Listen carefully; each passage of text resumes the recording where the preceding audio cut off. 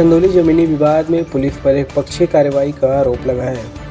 चौकी परिसर में प्रार्थी को मारने पीटने के साथ ही गाली गलौज देने का भी आरोप लगाया गया है।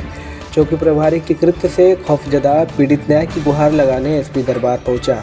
देखिए हमारे संवाददाता चंदन सिंह की रिपोर्ट। अच्छा बताएं। जी, मेरा नाम पुष्कर श्रीवास्तव है। मैं ग्राम सभा गरला का निवासी हूँ। एसपी कार्यालय क्या है पूरा मामला? दरअसल ये है कि सर मेरा जो ग्राम सभा गरला है उसमें मेरे घर के पीछे आबादी सहन की भूमि है, जिसमें कुआं है, जिसमें हम लोग 200 साल से पुराना कुआं है, उसका संरक्षण हम लोग के देख रेख में हो रहा था। उसके बगल से नाली गई हुई है, सार्वजनिक नाली है, जो आज करीब 50 साल से वो कायम है। उसमें जो विपक्षी गण है, गिरीश श्रीवास्तव और उदय लाल और श्याम मुरारी लाल वो पप्पू, ये लोग मिल के दबंगई से उस पर रास्ता काबू बनाने की कोशिश कर रहे थे।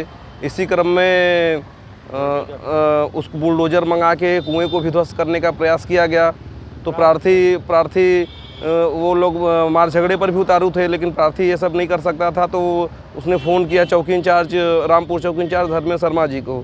धर्मेंद्र शर्मा जी और उन्होंने एक अच्छी कार्रवाई करते हुए प्रार्थी को ही हम ही लोगों को उल्टा डांटने लगे कि तुम लोग क्यों गुंडाई कर रही हो, रास्ता क्यों नहीं दे रहे हो, रास्ता उसमें दे दो।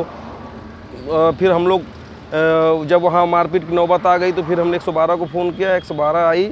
हम लोग को थाने तलब किया गया। हम लोग थाने गए, वहाँ से फिर चौकी इंचार्ज साहब आए, मुझे और मेरे पिताजी को थाने के अंदर ले जाके मार पिटाई किए, गाली गलौज किए और बोले कि तुम लोग जानते नहीं हो मैं बहुत पागल किस्म का आदमी हूँ और तुम लोग की ज़िंदगी बर्बाद कर दूँगा। और फिर 151 मुकदमा करके फिर हम लोग चालान करके आए हैं। उसी परिप्रेक्ष्य में हम लोग आज आए थे माननीय एसपी साहब से अपना एप्लीकेशन देने कि सर हम लोग बात एसपी साहब ने न्याय का आश्वासन दिलाया है। उन्होंने बात किया है, चकिया जो अपने इंस्पेक्टर साहब हैं उससे उन्होंने बात किया है और कार्रवाई करने का निर्देश दिया है। हम लोग की यही मांग है कि धर्मेंद्र शर्मा जो है ये भी संभावना है कि वो मिले हुए हैं विपक्षी पार्टी से मिलके उनके जो है कि फेवर की काम कर रहे हैं। तो यही है कि उनके इस खिलाफ उचित कार्रवाई किया जाए।